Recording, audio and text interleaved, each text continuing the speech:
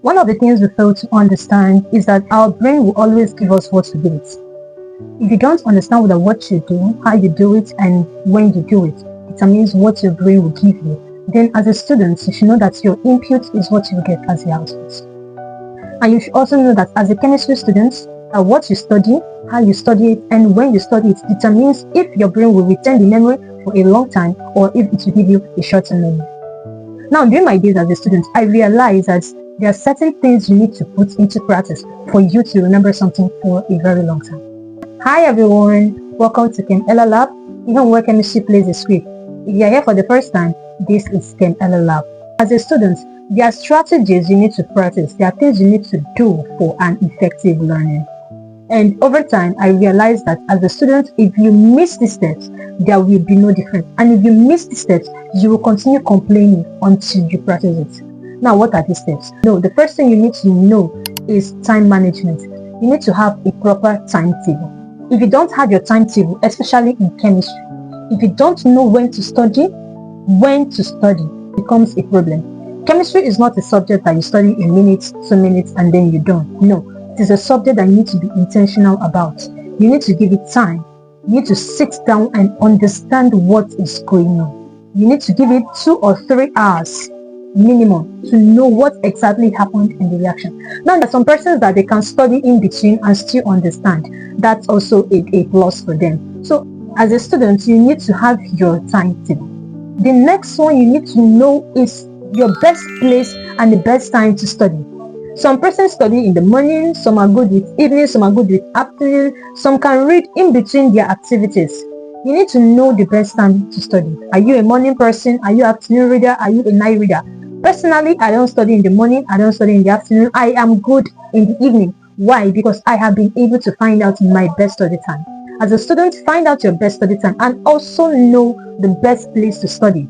I don't advise you studying in a noisy environment. Think of a quiet serene. Look for a quiet place. Sit down and study. Remember, it's what you give your brain that your brain will give you out. If you study in a noisy place, I don't think your brain will be able to code whatever information you are giving it.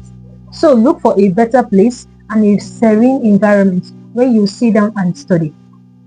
The number 3 strategy you need to practice, and this is very, very important. Write down things while you are studying. Always have a book where you jot down the definitions, jot down the formulas, the equations, the reactions. Jot down everything that you learned in between. And when you're done reading your textbook, try to go through those things that you jot down while you were reading. Now, the ones you jot down are the ones that will actually trigger the understanding. They are the ones that your memory will remember, not the ones you read from your textbook or from your notebook. Your brain will remember those ones you wrote down and remember exactly the way you wrote it down. Now, this is a proven fact because I tried it and this had worked for me and it's still working for me. The next one you need to do is to practice your questions. When you're done reading, give yourself 5 to 10 questions, especially mathematical calculations. Remember, chemistry is not only practical, it's not only theoretical. It is an applied mathematics. And then when you understand that it is applied mathematics and practice those steps every day, grade yourself, correct yourself, you will know that you are giving that foundation in chemistry. And when your foundation is strong, the learning becomes seamless, effortless, and simple to understand. So practice 5 to 10 questions every day after studying and try to know exactly what you missed and give yourself correction. The last one you should do, teach somebody. After you're done studying, try to teach another person. I remember when I had a lecture during my university, my lecture was done in class. That was when they introduced the redox reaction to us. It was kind of scary and confusing. I wasn't able to understand what my lecturer was teaching. So after class, I sat down to go through what he taught. And while I was still trying to understand, a friend of mine approached me. He asked me to explain them to him. Now, I cannot tell him, oh, I don't understand this, or I'm yet to understand. I took it upon myself to teach him.